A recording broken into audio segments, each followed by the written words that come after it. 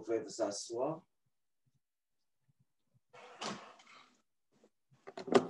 Cet évangile, c'est une richesse sans mesure. Et c'est comme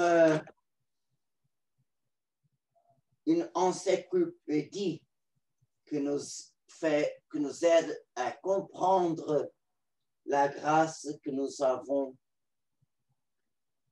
Le premier détail que dans l'Évangile, on peut voir, comme le Seigneur, il sent dans son cœur nos péchés. On voit que les scribes raisonnaient en eux-mêmes. Alors, ils ont fait le péché de la critique, de la murmuration intérieure, même un faux jugement. Vraiment, ils ont péché contre le Seigneur et comme le Seigneur a senti dans son cœur le péché de l'homme. Et comme le Seigneur est tellement bon, il se sert même du mal pour enseigner le bien. Et c'est pour ça qu'on voit que tout ce qu'on fait aux autres, on fait au Seigneur. Et même nos péchés les plus cachés, le plus en intérieur, c'est une offense à Dieu qui nous invite à être bons, parfaits comme le Père du ciel est parfait. Et c'est pour ça que, à la lumière de cet évangile, on peut comprendre pourquoi Jésus, Sainte Marguerite Marie, elle a montré son cœur plein d'épines, et même le cœur immaculé de Marie aussi. Elle a montré son cœur plusieurs fois au berger de Fatima, comme vraiment nos péchés touchent directement l'amour de Dieu. Et comme c'est très important, notre conversion. Et on sait pour nous-mêmes, comme notre conversion, c'est très difficile. Ce n'est pas facile. Nous avons besoin de la charité et l'aide d'autres personnes. D'autres personnes par la correction fraternelle, aide l'autre personne par sa prière et par ses sacrifices de réparation. On voit cette aide spirituelle est représentée par ces 4 hommes.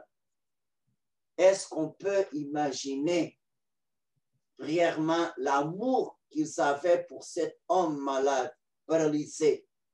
Et quel travail de monter au toit. Même ici, ils ont découvrent le toit au-dessous de lui. Ils ont fait une ouverture. Imaginez le travail. Et après prendre le brancard avec l'homme, avec des cordes. Et en même temps, quel soin pour éviter la souffrance de cet homme qui est déjà malade. Ils ont descendu tranquillement jusqu'à l'endroit où Jésus était. Et quand Jésus voyait la foi de ces gens, il a commencé à faire des merveilles. Alors, c'est ce travail-là que nous avons besoin. Tout le monde a besoin de l'aide des autres. On ne peut pas recevoir la grâce, la conversion, sans l'aide de la réparation. Et on peut faire la réparation pour 3 moyens. la prière réparatrice, le sacrifice et la communion sont les trois moyens que l'ange de Portugal a donné au petit berger en 1916. Et Notre-Dame a demandé la dévotion réparatrice à son cœur immaculé, de la même façon que Jésus a demandé la réparation à Sainte Marguerite Marie d'Alacoque. La sans réparation n'a pas de conversion. Et une des grandes demandes de Notre-Dame à Fatima, c'est vraiment réparation, pénitence, réparation et demande pour la conversion des pécheurs. C'est vraiment une grande mission que ni tout le monde est capable de comprendre. Mais c'est nécessaire. On ne peut pas aider le Seigneur à sauver le monde, avoir une vie très commode. Non. Même Notre-Dame a demandé aux petits bergers, des enfants, ce n'est pas des adultes, des enfants. Et la plus jeune avait 7 ans. De tout ce que vous pouvez faire, faites en sacrifice, en réparation. De tous. Profitez toutes les occasions pour faire un sacrifice en réparation pour les péchés que Dieu est offensé et pour la conversion des pécheurs.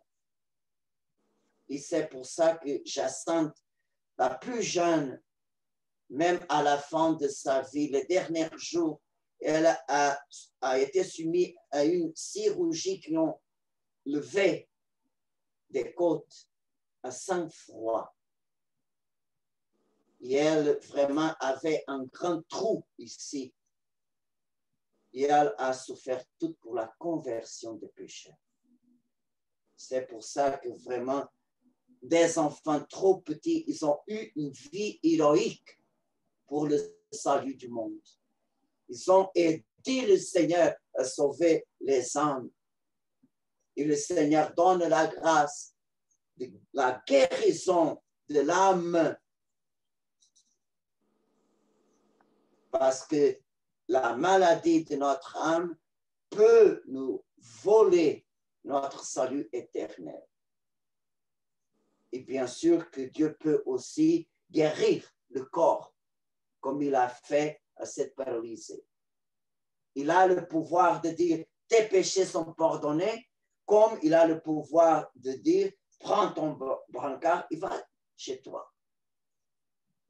Dieu est tout puissant. Alors, cette miracle, c'est vraiment une école de vie. Et je vous demande au nom du Seigneur de penser un peu, qu'est-ce que je peux faire pour aider le Seigneur à sauver le monde? Dieu n'a pas besoin de nous, mais il veut se servir de nous, comme il s'est servi Sainte Marguerite Marie d'Alacoque, comme il s'est servi de Lucie, François et Jacinthe. Alors soyons entre les mains de Dieu, instruments de lumière pour ce monde, par notre prière, sacrifice et communion réparateur. Amen. Amen.